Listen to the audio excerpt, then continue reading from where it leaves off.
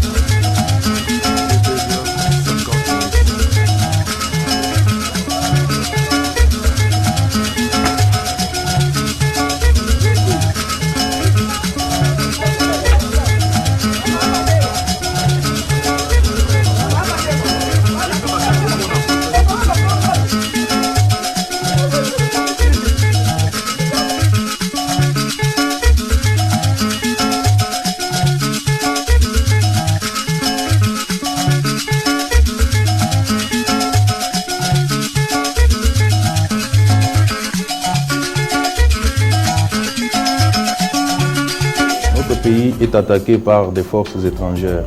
Nous nous battons contre plusieurs pays. Il n'y a pas que le Rwanda. Ils sont aujourd'hui plus d'un pays qui nous font la guerre. Et nous ne pouvons gagner cette guerre que lorsque nous nous montrons disciplinés, unis autour du commandant suprême des forces armées et de la police nationale congolaise. Et c'est seulement dans ces conditions-là que nous pouvons gagner la guerre. Donc ça ne sert à rien d'attiser les faits à Kinshasa. Nous serons obligés de gérer les fronts militaires et en même temps gérer les violences à Kinshasa. Ça risque de nous perdre, de détourner notre attention de l'objectif qui est Kagame et son armée avec ses alliés étrangers. Voilà, donc j'en appelle au calme. Le gouvernement de la République a mis tous les moyens nécessaires pour faire face à cette guerre et nous allons l'emporter parce qu'il nous est injustement imposé par le Rwanda qui veut avoir la main basse sur nos richesses naturelles. Et nous sommes en droit, nous sommes dans une position de légitimité de défendre nos territoires et nous les défendrons quels que soient les prix. Je voudrais attirer l'attention de nos compatriotes sur cette autre forme de guerre que nous mène les Rwandais. Il s'agit de la guerre médiatique où la plupart des informations sont transformées, soit pour nous opposer entre nous, ou alors nous opposer avec des petits, je voulais dire les pays amis, dont notamment le cas de la MONUSCO, dont on a propagé que la MONUSCO était en train de protéger les M23, alors que la MONUSCO se bat ensemble avec nos militaires. Il est aussi propagé que les États-Unis seraient derrière ces terroristes des M23.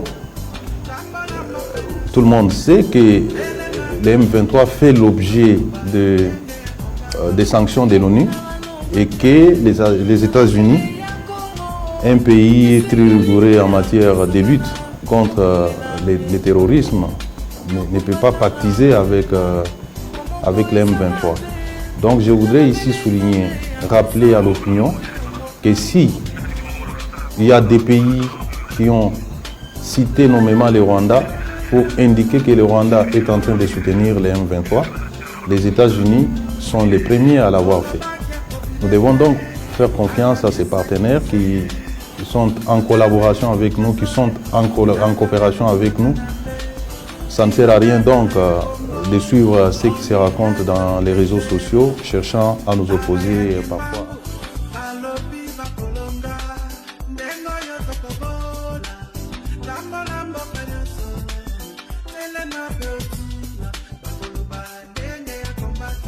Bandeko makambo elekaka na Congo, il faut kolukela yango kombo tolali tolamuki tomona kaka bakomeli biso agent l'informateur Augustin Kabuya a reçu un ambassadeur chinois Messi Zingo grâce à député yo bandeko moli nzambe yango wana toye koyebisa bino balobi nini. Mais c'est le ministère de l'Intérieur a comme métis. Pardon. S'il vous plaît, bozala gouvernement. Bandeko, biso batozaka na poto, on est fiers ya kozala na pona biso bato mwindo. Boyebite à combien ba mindele ba emiliaka. So komona un ministre na pouvoir kolongwa na étape mususu kokoma na étape o aza toyebite tozangi maloba parce que makambo tozani loko bakisa te bandeko bino moko bomoni balobi kasa député yo bolimbisa na okoka te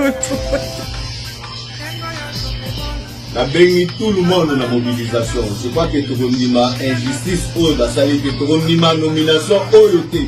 Trop c'est trop. Je crois que biso to sali musala na biso ba PV na biso yango. Bato yo kadi manome bazawa te.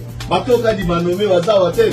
Bazo misela biso na batwa na biso to kondima ata mukete. Bato wana nyonso to kondima bango te. Comment bako nommer bato basali musala te bazala te bayebi bango te et puis ba PV zo renseigner biso. Yango to lobby to kotika te. Déjà lobby déjà na tongo biso nyonso to kokendela seni. To ko bangela wana na bengi bino nyonso to boya. Il faut pas bomba biso, soki ba bomba biso, pas bomba biso parce que eza droit na biso. Ba koki jamais koyiba biso ba bois na biso. Toko sama na bango bazomi c'est na biso ba bois na biso. Bato ba voter baza na PBT, baza na PBata mo voter. Baza te nulle part ba voter bango. Voilà pourquoi la seigneur na bino, botelema, bon défendre voix na bino, bon défendre intérêt na bino, bon défendre parce que to bimaki, to kenai ko voter, to sali musala na biso, to sengi mo voter, to sengi soutien mo voter. To sali musala pour que to défendre bino. Voilà pourquoi la sengi bino.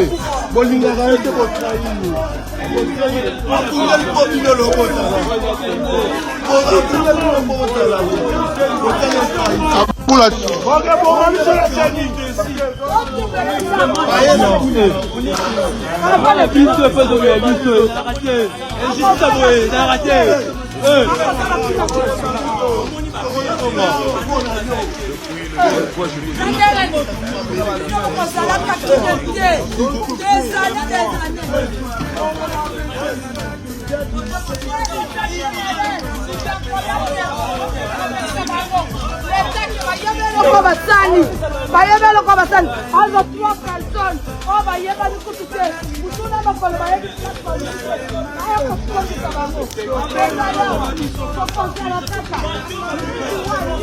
apa toka la siège awa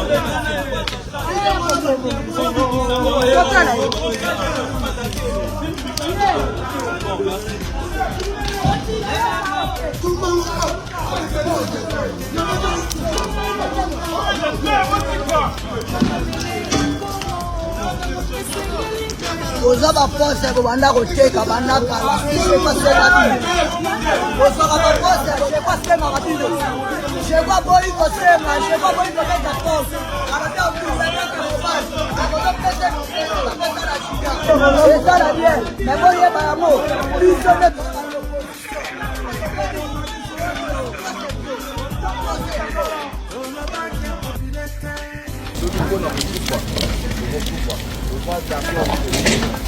oyo koya eya kaka soki bakoboma baboma parceke nini tosali te koma bato oyo batriche bayibi emonani bazata même pas na pv kadima bandi kotanga bavoi bandi kotanga bava comprendre ke bato wana bazalakini te mbala moko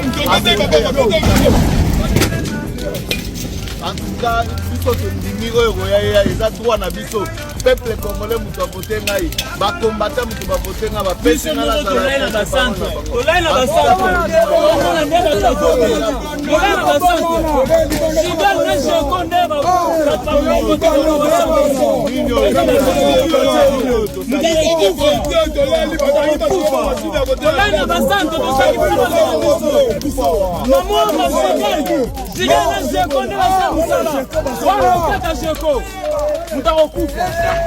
bazalaki meilleur eli tokoyoka bubuke koyebi yango bien jeko alaki meilleur eli obino moosala ye na bureau ya antenne nakuti asali 4 heures du temps azonégocie mpo ndenge akoyiba parce que aza ministre intérieur akobanda kokotisa bato ne bakotaka bapolisier baya na porte totiki koloba bongo lelo bango bakolekanga na bavoi bakonsiwana nyonso etamboli pamba tondimi deja oyo koya ye abakufa tosala nyonso na parti tosala nyonso tosakrifia bavi na biso nyonso na parti ni tosakrifie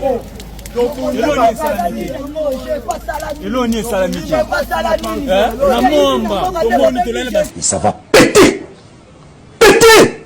Vous allez fuir. Vous attendez. Ata sutali matama na ye lokola moto aliaka buku la bwaseka.